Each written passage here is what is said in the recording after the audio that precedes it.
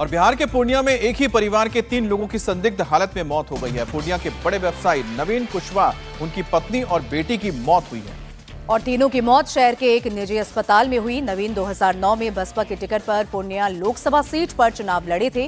घटना के बारे में मृतक नवीन कुशवाहा के भाई जेडीयू नेता निरंजन कुशवाहा का कहना है कि पहले बेटी घर में गिर गई थी, उन्हीं को बचाने के दौरान पिता नवीन कुशवाहा भी गिर गए, जबकि सदमे के कारण उनकी पत्नी कंचनमाला की भी मौत हो गई। वहीं अस्पताल के डायरेक्टर डॉक्टर BN कुमार का कहना है कि नवीन कुशवाहा के गले में फांसी के फंदे का निशान है, वहीं उनकी बेटी तनुप्रिया के सिर के पीछे चोट का निशान है, जबकि उनकी पत्नी कंचनमाला के शरीर में किसी तरह का कोई निशान नहीं मिला है। उन्होंने कहा है कि देखने से लगता है कि नवीन कुशवाहा ने फांसी का फंदा लगाकर खुदकुशी की है, जबकि पत्नी की सदमे के कारण मौत हुई है।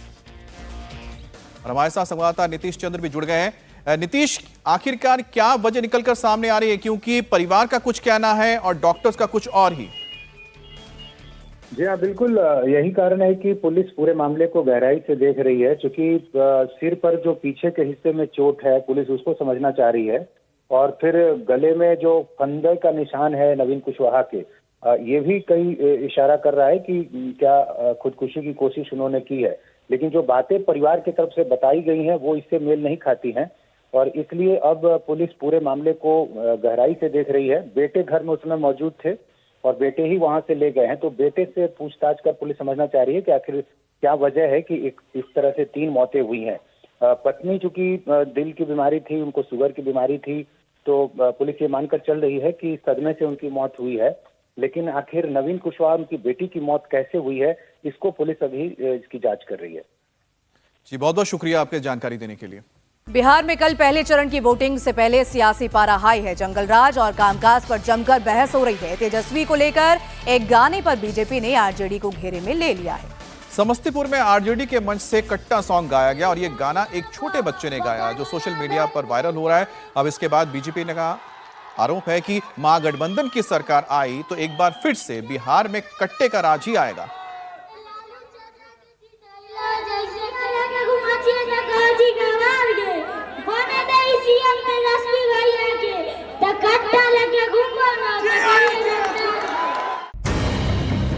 बच्चे बच्चे को मालूम है कि अगर बिहार में तेजस्वी यादव की सरकार बनी तो क्या होगा। जंगल राज खत्म होगा या बच्चा बच्चा हाथों में कट्टा लेकर घूमेगा।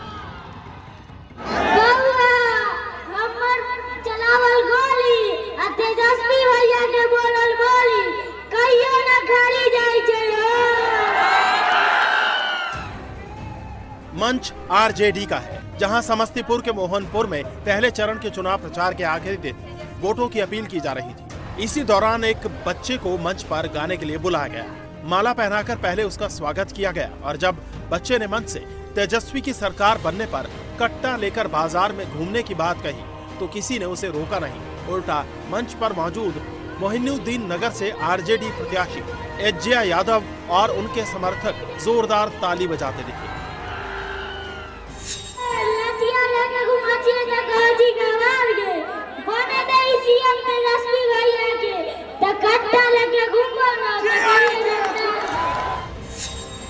बच्चे का मनोबल बढ़ा तो उसने एक के बाद एक गानों के जरिए लोगों का मनोरंजन किया।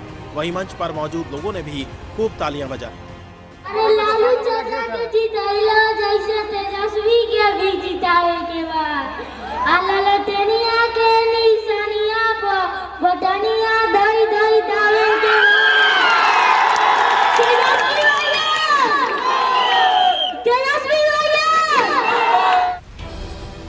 वीडियो वायरल हुआ तो बीजेपी एक्शन में आई। बीजेपी आईटी सेल के प्रमुख अमित मालवीय ने आरजेडी पर निशाना साधते हुए सोशल मीडिया पर पोस्ट कर लिखा, ये आरजेडी का तेजस्वी शिक्षा मॉडल है। इनके स्कूल का बच्चा बच्चा सीखता है क से कट्टा। आरजेडी और हिंसा एक दूसरे से इतने घुले मिले हैं कि एक छोटा सा बच्चा भी जानता है कि आरजेडी की सरकार आने पर कट्टा और रंगदारी दोनों का कारोबार चालू हो जाएगा। हालांकि इस मामले के तूल पकड़ने से पहले ही रक्षा मंत्री राजनाथ सिंह ने राघोपुर में यह बता दिया था कि अगर आरजेडी की वापसी हुई तो बिहार में फिर कट्टा बंदूक का राज होगा।